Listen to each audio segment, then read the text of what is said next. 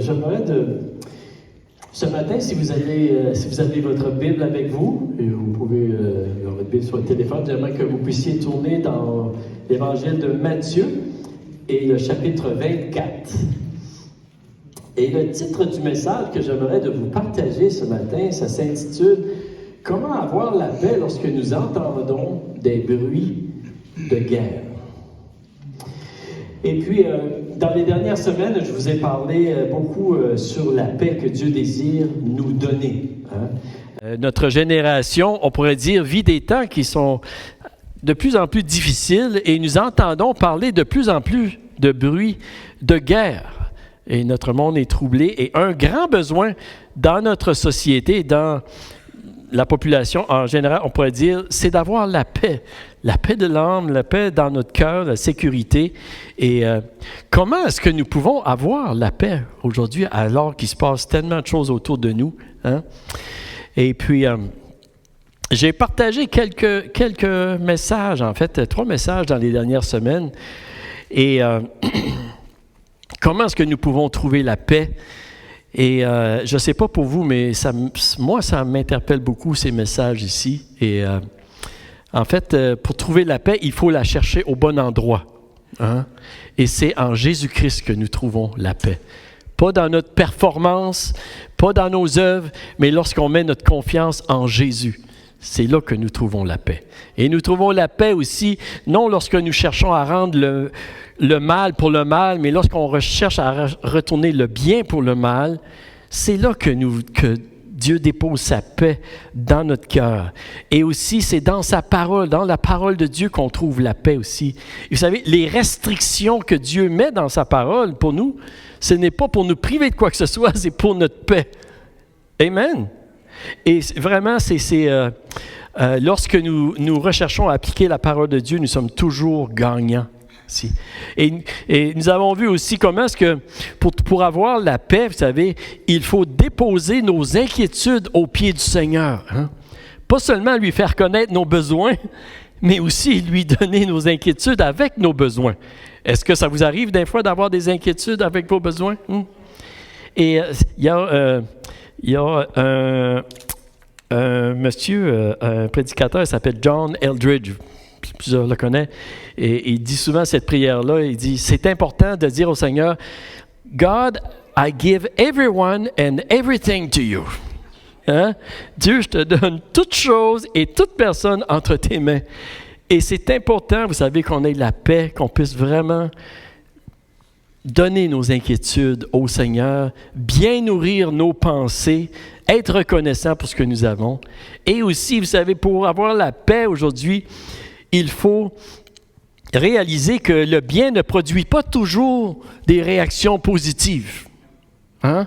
Jésus a fait le bien et puis il y a beaucoup de gens qui se sont tournés contre lui. Et il faut réaliser, oui, que parfois ça arrive qu'en faisant le bien, vous savez, dans le nom de Jésus, qu'on va avoir une réaction négative. Et la raison que je vous répète ces choses-là, c'est parce que c'est important de savoir ces choses-là, mais c'est important de les mettre en pratique aussi, si on veut la paix. Amen? Et je vous encourage. Et aujourd'hui, j'aimerais vous parler un peu de comment on peut avoir la paix en entendant parler de guerre et de bruit de guerre. Et est-ce que vous avez entendu parler de guerre dernièrement? Je pense que oui, hein? On a tous entendu parler de guerre et de bruit de guerre, et on ne sait pas qu'est-ce qui s'en vient, mais j'aimerais qu'on puisse lire ensemble dans l'Évangile de Matthieu, à partir du verset 1. Et vous pouvez, est-ce que le curseur est à la bonne place, Pierre? OK. On va lire ensemble. 24, à partir du verset 1. Ça dit ceci. Ça dit, comme Jésus s'en allait, au sortir du temple, ses disciples s'approchèrent pour lui en faire remarquer les constructions. Mais il leur dit, « Voyez-vous tout cela?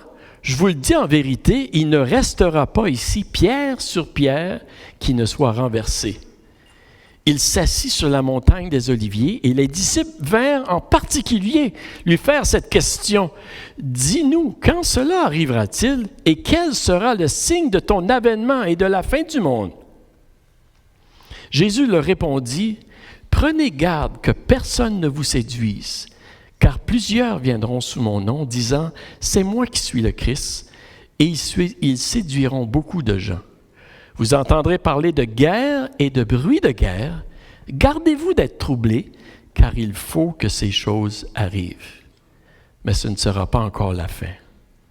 Une nation s'élèvera contre une nation, un royaume contre un royaume. Et il y aura en divers lieux des famines et des tremblements de terre.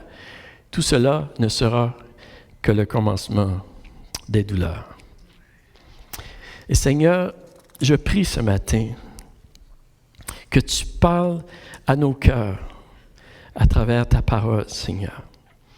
Que tu puisses nous aider à comprendre, Seigneur, ce que tu voulais dire à tes disciples et ce que tu veux nous dire aujourd'hui, Seigneur, afin que nos cœurs soient rassurés, Seigneur, alors que nous vivons dans un monde où, oui, nous entendons de plus en plus de bruit de guerre et des guerres autour de nous.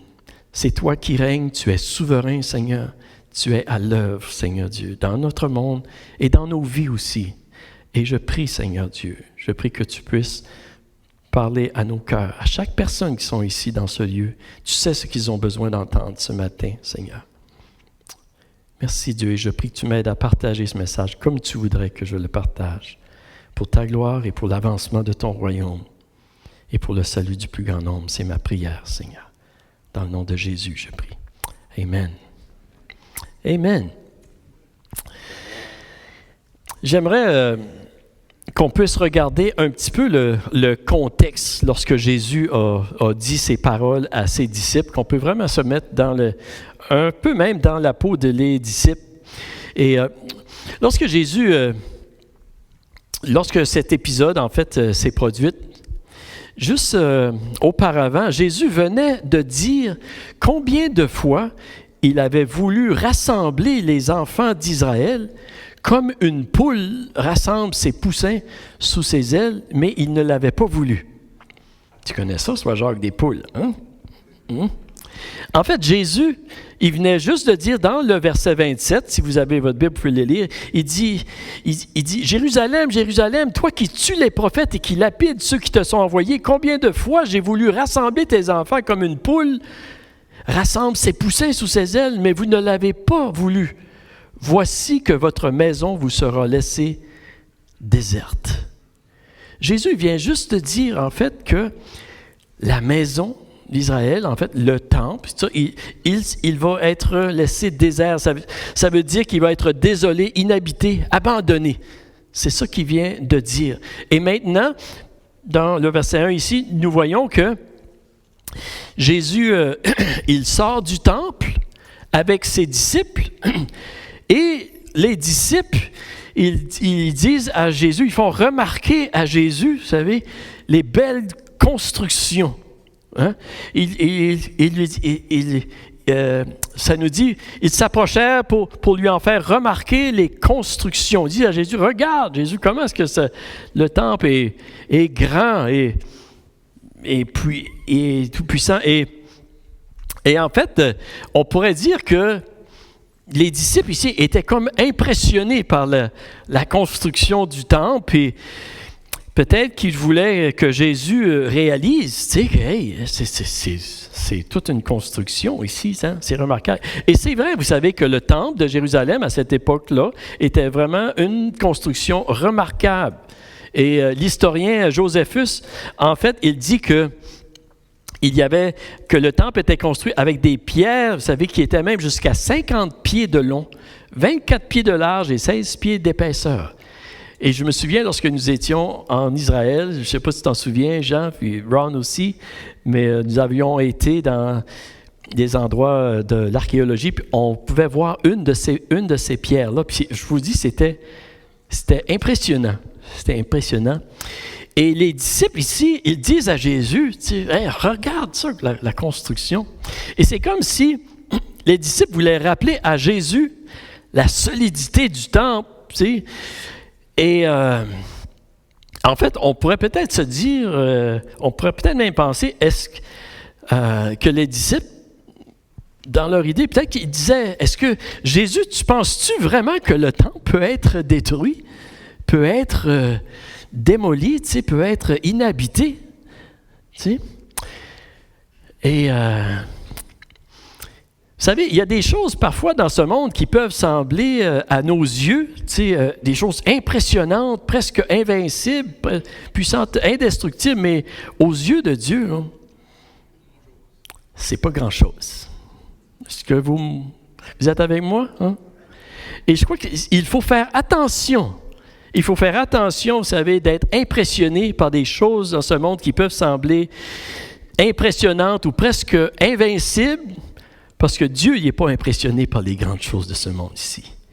Et c'est pour ça que la Bible nous dit de ne pas craindre les hommes, mais d'avoir un saint respect de Dieu. C'est là qu'on doit la craindre envers le Seigneur.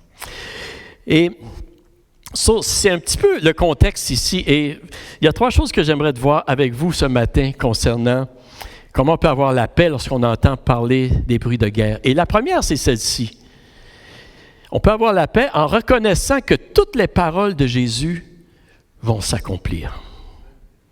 Jésus est en contrôle de la situation. On peut être assuré de ceci. En fait, Jésus, il leur dit ceci dans le verset 2. Il leur dit, « Voyez-vous tout cela? Je vous le dis en vérité, il ne restera pas ici pierre sur pierre qui ne soit renversée. » Aïe, aïe! Je pense que c'était vraiment une parole qui était quand même difficile pour les disciples de croire puis d'accepter que ça pourrait se réaliser. Il vient juste de dire à Jésus que, tu sais, comment est-ce que le temple, c'était une construction presque invincible. Hein? Vous savez, le temple était la fierté du peuple juif aussi à ce moment-là. Tu sais. Et même si le peuple juif était sous l'autorité des Romains à cette époque-là, il y avait ce qu'on appelait le Pax Romana, la paix romaine qui régnait. Et c'était un temps relativement de paix dans l'Empire romain. Puis c'était presque impensable que les Romains allaient détruire le temple. Politiquement, là, dans le contexte, vous savez. Et les disciples avaient aussi de la difficulté à croire que Dieu allait laisser une chose semblable se produire, tu sais. Et surtout que Jésus, c'était le Messie là, qui s'en venait. Là. C'est comme si... J'ai l'impression que... c'est comme si les disciples disaient à Jésus, là, « Es-tu sûr? » Je pense que si Jean aurait été là, c'est ça qu'il aurait dit à Jésus. Hein? « Es-tu sûr? » Mais c'est un peu ça. Et Jésus, il leur dit ici, il ne restera pas pierre sur pierre qui ne soit renversée. Wow! Est-ce que les paroles de Jésus se sont réalisées? Ça semblait incroyable, mais est-ce que ça s'est réalisé? Vous savez, environ 40 ans plus tard, en l'année 70, hein, pas 1970, là, 70, hein, l'empereur Titus avait dit à ses soldats de ne pas détruire le temple. Mais il y a un soldat, il a mis le feu. Et les plaquettes d'or qui étaient dans le temple se sont mis à fondre entre les pierres. Et les soldats ont entendu dire qu'il y avait de l'or caché entre les pierres. Et ils ont décidé de renverser toutes les pierres pour y arracher de l'or, pour y retirer l'or. Les paroles de Jésus se sont accomplies à la lettre. Et j'imagine, vous savez, que les disciples qui étaient encore vivants lorsque ça s'est produit, plus tard, là, ils devaient se rappeler des paroles que Jésus avait dites. On pensait que c'était impossible, mais regarde qu'est-ce qui est arrivé. Les paroles de Jésus se sont accomplies exactement. Vous savez? Et oui, vous savez, toutes les paroles de Dieu vont s'accomplir sans équivoque. Ça va tout s'accomplir. On peut être assuré que toutes les paroles que Jésus a dit de Dieu vont s'accomplir. Les promesses et tout ce qu'il a dit. Et Jésus a dit ceci un peu plus loin dans Matthieu 24. Il dit, « Je vous le dis en vérité, cette génération ne passera point que tout cela n'arrive. Le ciel et la terre passeront, mais mes paroles ne passeront point. » Ça va s'accomplir. Et vous savez, Jésus a aussi dit à ses disciples, il leur a dit ceci, « Ne craignez pas ceux qui tuent le corps et qui ne peuvent tuer l'âme. Craignez plutôt celui qui peut faire périr l'âme et le corps dans la géhenne. Ne vendront pas 2 passereaux pour un sou. Cependant, il n'en tombe pas un à terre sans la volonté de votre Père. Et même les cheveux de votre tête sont tous comptés. Ne craignez donc point, vous valez plus que beaucoup de passereaux. » Amen.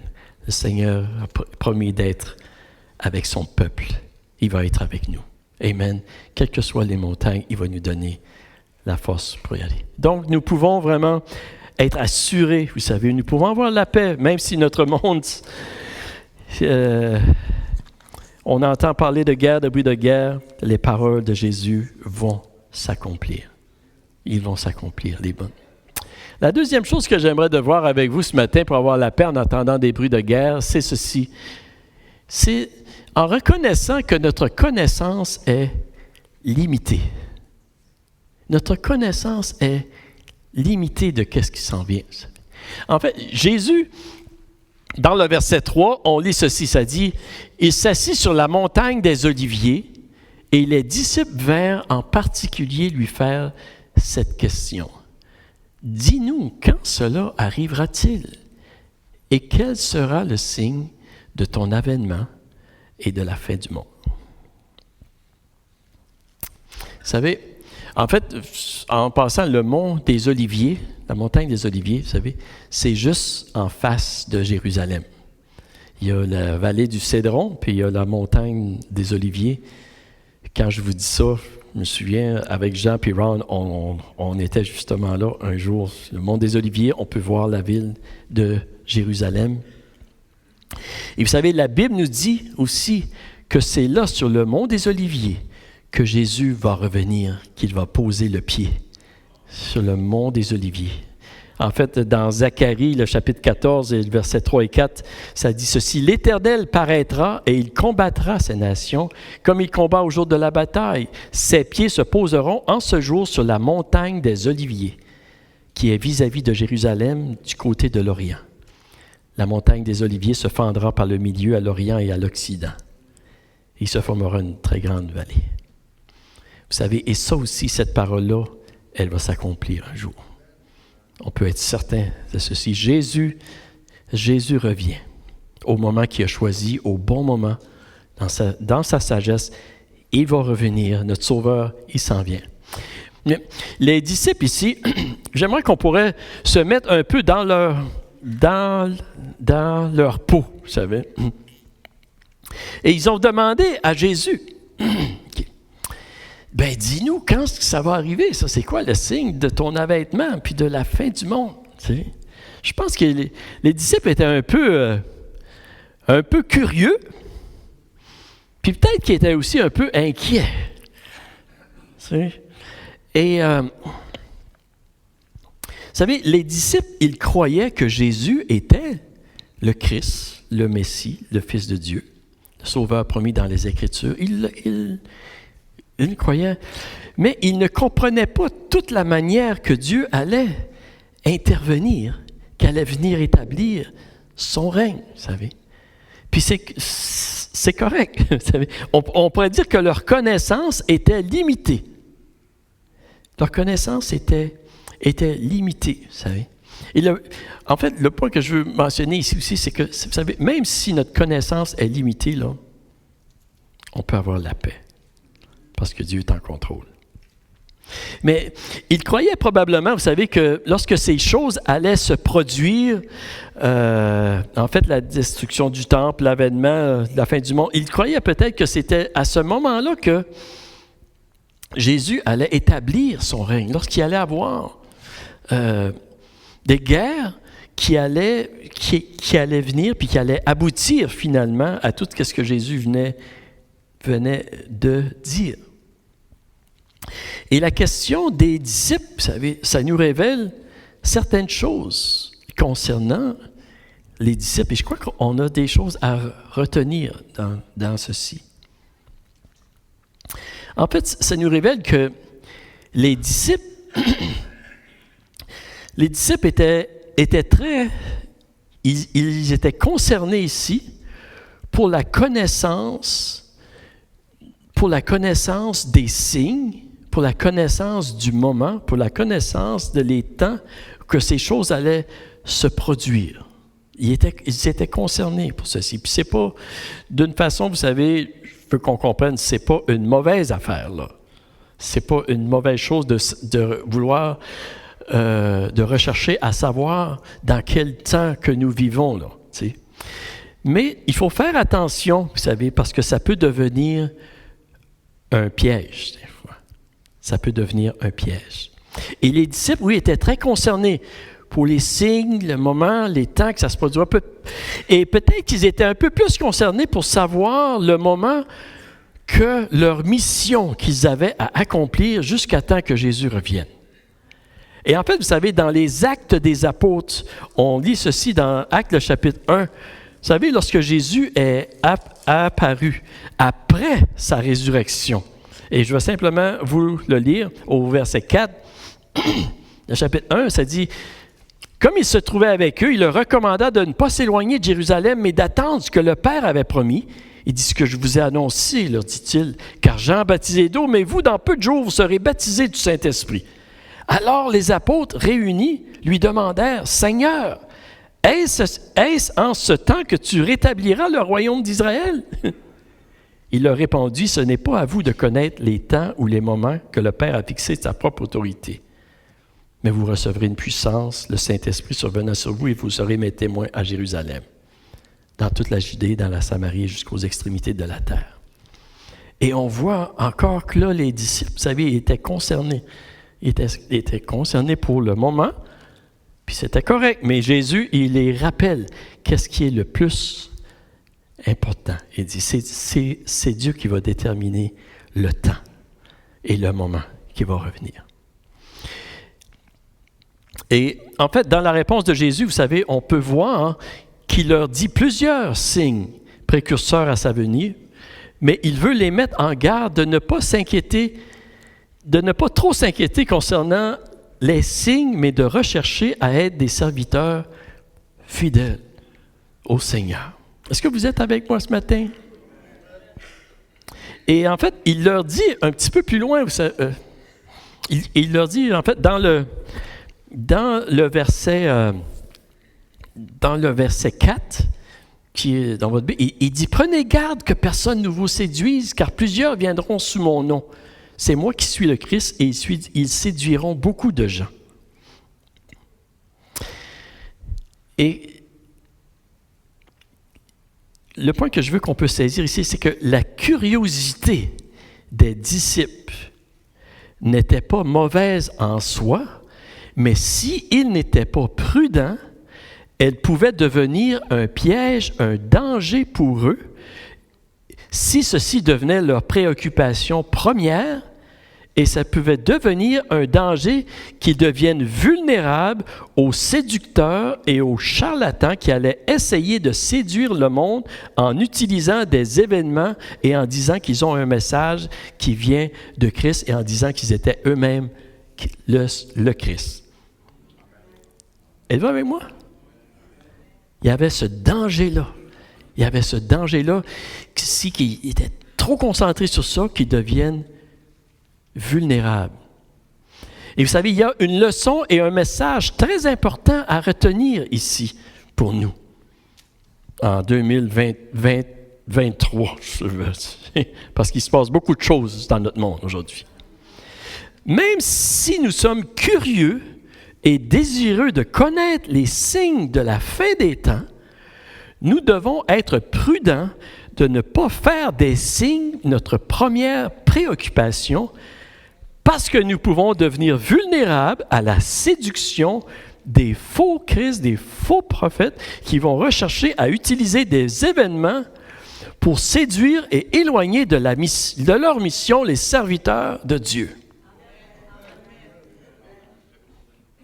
Et dans les années passées, dans l'histoire passée, ceci s'est arrivé à plusieurs reprises, que des personnes, vous savez, bien intentionnées, ont été séduites prirent au piège parce qu'ils étaient beaucoup trop préoccupés par les signes et le moment du retour du Seigneur que par la volonté de Dieu en attendant le retour. Par exemple, les témoins de Jéhovah ont commis cette erreur plus qu'une fois. Si vous regardez l'histoire des témoins de Jéhovah, ils ont prédit la fin du monde plus qu'une fois. Les adventistes du 7e jour aussi ont commis cette erreur-là plus qu'une fois. Et il y a d'autres organisations aussi qui ont commis cette erreur-là. Je me souviens, à un moment donné, en Gaspésie, il y avait quelqu'un il me semble, qui s'appelait Moïse. Hein? Et c'est arrivé à plusieurs endroits, vous savez, dans plusieurs époques, vous savez. Et il y a des personnes naïves qui étaient curieuses, puis on pourrait dire peut-être même un peu orgueilleuses, qui se sont fait emporter par ces charlatans. Donc, soyons prudents. Soyons prudents. Jésus a dit, il n'y a personne qui sait, il y a juste le Père qui sait. OK? Fait que si quelqu'un vous dit là, qu'il sait, là, oups! Hein? Tu es en train de me dire quelque chose que Jésus a dit qui est complètement contraire. Vous savez, j'écoutais dernièrement une prédication d'un pasteur qui demeure à Jérusalem, que j'ai trouvée très intéressante. Vraiment très intéressante. Et il disait qu'il faut être prudent de dire avec exactitude et certitude que les événements qui se déroulent présentement au Moyen-Orient sont l'accomplissement de telle ou de telle prophétie, et particulièrement de la prophétie de Gog et Magog dans Ézéchiel 38-39. Il dit, il faut être prudent. Tu sais. Et il disait, en fait, il se peut bien que ce soit l'accomplissement de cette prophétie-là, mais il faut quand même être prudent. Tu sais, de dire que c'est exactement ça, la certitude. Et cette prophétie-là, en fait, dans Ézéchiel 38-39, vous savez, qu'est-ce que ça dit? Ça dit qu'il va y avoir une coalition des nations qui va s'unir ensemble contre Israël. Et Dieu va intervenir pour combattre contre ces nations qui se lèvent contre Israël, en fait. Et Dieu va intervenir pour son peuple. Et Dieu va manifester sa gloire à travers son peuple afin que le monde entier voit que le Dieu d'Israël, c'est le Dieu, le seul vrai Dieu, pour que les nations se tournent vers Jésus-Christ pour qu'ils puissent avoir la vie éternelle. Comprenez-vous? C'est ça. Le but de Dieu est toujours le salut du plus grand nombre. Et qu'est-ce qui se passe en Israël aujourd'hui, vous savez? On se demande, qu'est-ce qui se passe, vous savez? Mais qu'est-ce qui se passe, là? C'est pas... Dieu, il est à l'œuvre pour sauver le plus grand nombre en Israël et pour sauver le plus grand nombre sur la planète. Il ne faut pas perdre ça de vue, là.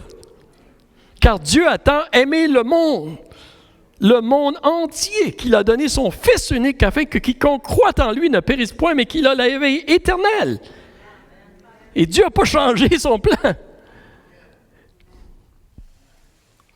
OK, que je suis rendu avec tout ça, là. OK, oui, c'est vrai. Oui, c'est ça, Gog et Magog. Et ce prédicateur-là, ce pasteur-là, il disait ceci, puis j'ai trouvé ça vraiment sage de sa part. Il dit, il faut être prudent. Tu sais? Il disait, parce qu'il y a beaucoup d'événements qui se déroulent présentement, qui semblent confirmer ces prophéties.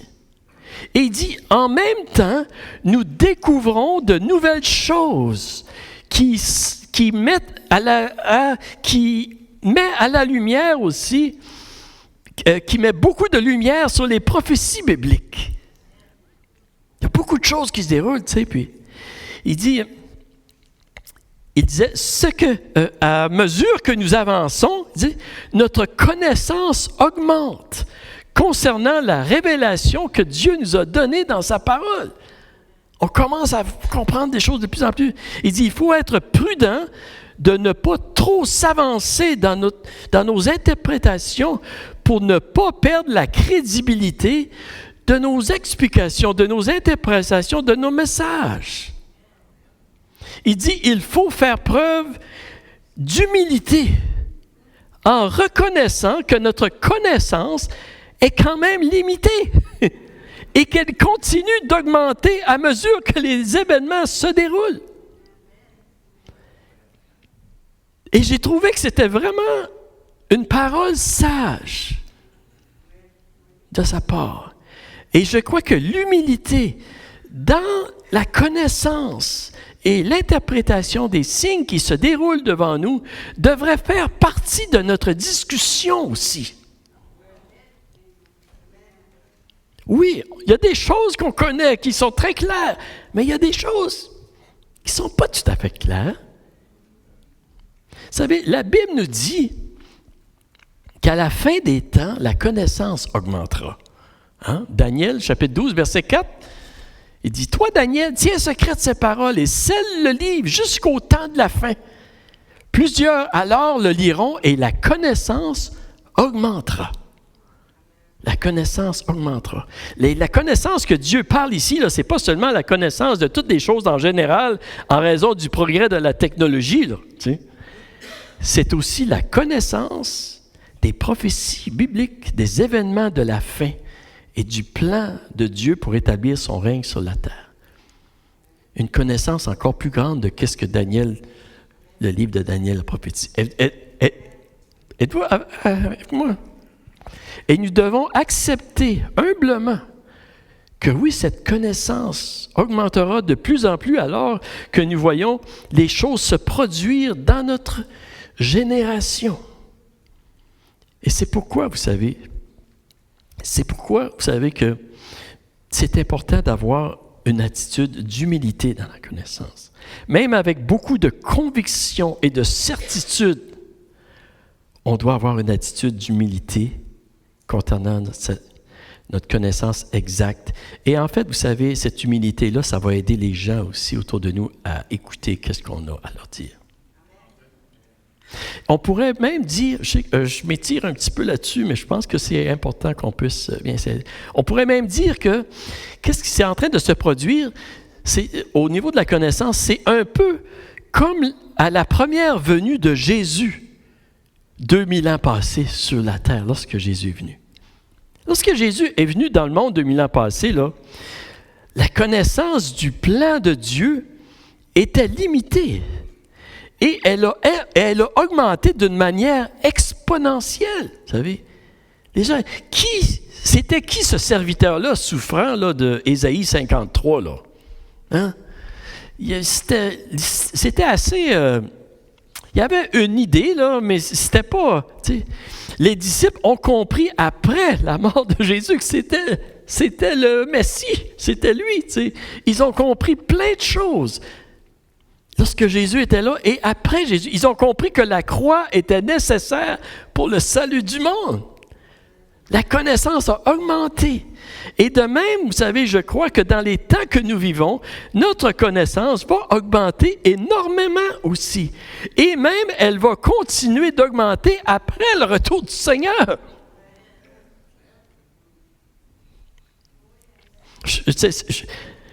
Aide-moi avec moi, je suis pas là, je suis pas perdu là, hein? Et c'est pourquoi, vous savez, oui, on peut avoir la paix, vous savez, en reconnaissant que notre connaissance est limitée, mais on peut se réjouir aussi de ce que notre connaissance va augmenter de plus en plus à la gloire de Dieu. Et quand je vous parle d'humilité, vous savez, c'est parce qu'il y a un danger avec la connaissance. La Bible dit, hein, la connaissance enfle, mais l'amour édifie.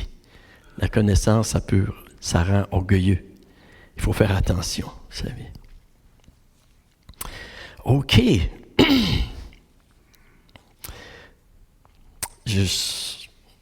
Ça va bien? Jusque-là, vous êtes encore avec moi? Hey, mais, OK.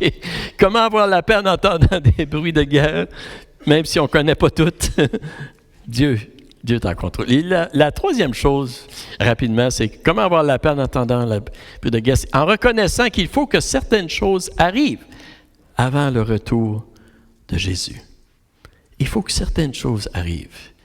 Et dans Matthieu 24, verset 6, Jésus a dit, « Vous entendrez parler de guerre et de bruit de guerre. Gardez-vous d'être troublés. » Il dit, « Soyez en paix. » C'est ça qu'il veut dire. Car il faut que ces choses arrivent, mais ce ne sera pas encore la fin. Okay. Vous savez, la guerre sur la terre, là, quand Jésus parle de guerre, là, c'était certainement pas quelque chose de nouveau. Hein? On nous dit, il y a quelqu'un qui a dit ceci, qu'il y a pratiquement toujours eu la guerre sur la terre. Et j'avais lu ça à un moment donné, que depuis à peu près 6000 ans, quelqu'un disait qu'il y avait environ 200 années, 230 années qu'il n'y avait pas eu de guerre sur la planète. Fait que est-ce que Jésus parle de guerre ici? Il ne parle pas de quelque chose de spécial, de anormal. Mais en fait, il voulait prévenir les disciples, on pourrait dire, de ne pas présumer la fin avant que ce soit la fin. Dans le sens que les disciples, peut-être, lorsqu'ils ont entendu ce qui allait avoir la guerre, puis ça, peut-être qu'ils allaient penser qu'à chaque fois qu'il y avait une guerre, que c'était la fin. Puis lorsque la guerre s'intensifiait vraiment, ils pensaient que ça allait être la fin, encore. Vous savez, mais Jésus leur dit, non, il va y avoir la guerre, il va y avoir des bruits de guerre. T'sais. Jésus ne veut pas que les disciples présument que la fin, son retour arrive avant son arrivée. C'est un peu ceci, vous savez. Il faut que ces choses arrivent. Imaginez si à chaque fois qu'il y aurait eu une guerre dans le monde, imaginez si je vais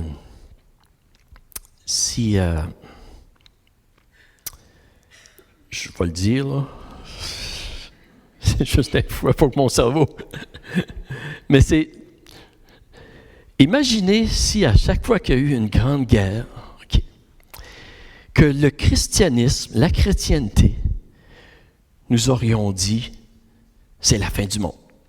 Jésus revient bientôt, on pacte nos affaires, on arrête d'être en mission. Imaginez combien de fois ça ne serait pas produit. Vous avec moi? Combien de fois et combien la crédibilité du message du christianisme aurait été dégradée ou minimisée. Hein?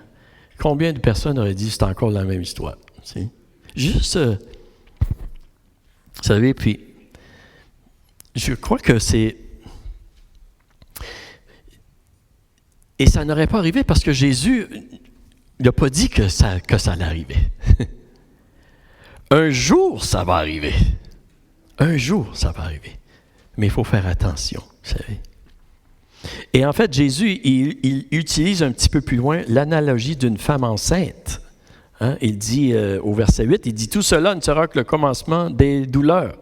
Hein? » Et une femme enceinte, comme Nirva, c'est ça, tu sais. Il faut qu'elle attende que le bébé, il y a une période de gestation nécessaire de 9 mois avant que le bébé vienne au monde. Hein? Et il faut qu'elle passe. Tu passes par là et parfois, il faut passer par les nausées, le mal de cœur, des cravings, là, je ne sais pas comment on dit ça en français. Là. Hein? Avoir faim pour les... En tout cas, vous comprenez? C'est nécessaire, c'est normal. Et lorsque la femme enceinte va voir le médecin, puis qu'il lui dit ceci, il va dire, c'est normal que tu passes par là pour avoir un jour le bébé que tu vas tenir dans tes bras. Et Jésus utilise cette analogie-là aussi lorsqu'il parle de la guerre, puis les famines et toutes ces choses-là. Et oui, avant la venue du Seigneur, vous savez, il faut que ces choses arrivent. Et le verbe, vous savez, quand ça dit « il faut que ces choses arrivent », là, le verbe, c'est très bien, ça dit « il est nécessaire que ces choses arrivent avant la venue du Seigneur. » C'est nécessaire. On pourrait dire « pourquoi? Pourquoi est-ce que c'est nécessaire? » Hein? Pourquoi est-ce que c'est nécessaire? Ça pourrait-tu pas arriver d'une autre manière, plus facile? Hein? Si Jésus dit « il faut », c'est nécessaire, pensez-vous que c'est nécessaire? C'est nécessaire. Et une des raisons, et je n'élaborerai pas trop ici, là, peut-être la semaine prochaine, mais une des raisons, vous savez, c'est parce que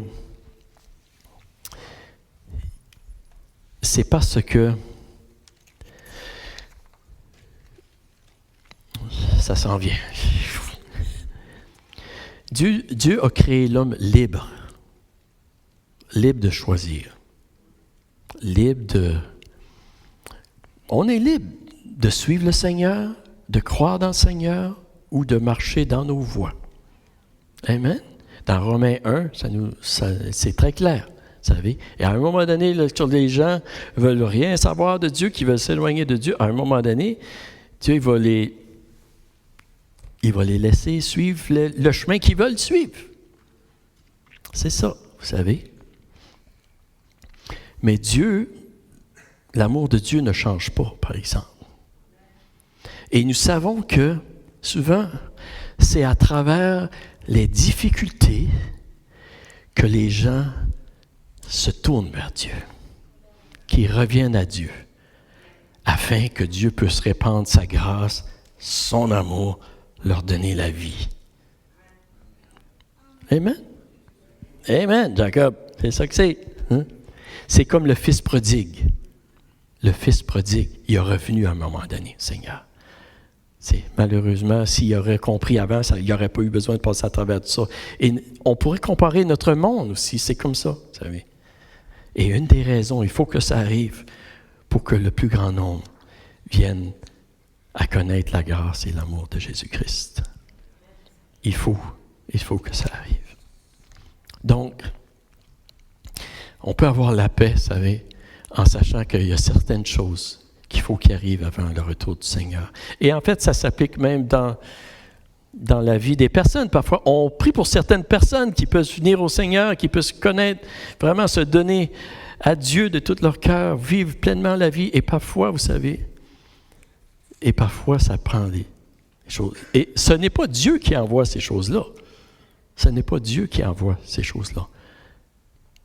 Mais parce que les gens sont libres, c'est ça. Dieu a toujours un regard, il veut qu'ils reviennent à lui. Et Dieu regarde notre monde aujourd'hui, il veut qu'ils reviennent à lui. Qui veut revenir à lui. L'amour de Dieu ne change jamais. Donc, comment... Et ceci, ça peut nous donner l'espoir, ça peut nous donner la paix. Donc, comment avoir la paix? En reconnaissant que toutes les paroles de Jésus vont s'accomplir. En reconnaissant que notre connaissance est limitée, puis c'est correct. Dieu s'occupe des choses, en reconnaissant qu'il faut que certaines choses arrivent. Et j'aime aussi, en terminant, la citation de la reine Élisabeth I d'Angleterre qui a dit ceci, je disais ceci cette semaine, et je crois que ça devrait être un peu notre attitude aussi. Elle disait « J'aimerais pouvoir être en vie au retour du Christ parce que j'aimerais être le premier monarque terrestre à prendre ma couronne et à la déposer à ses pieds. » Amen. Et que ce soit notre désir. Oui, Seigneur, tu reviens, puis on veut que tu sois glorifié dans nos vies. Est-ce qu'on peut se lever debout ensemble ce matin?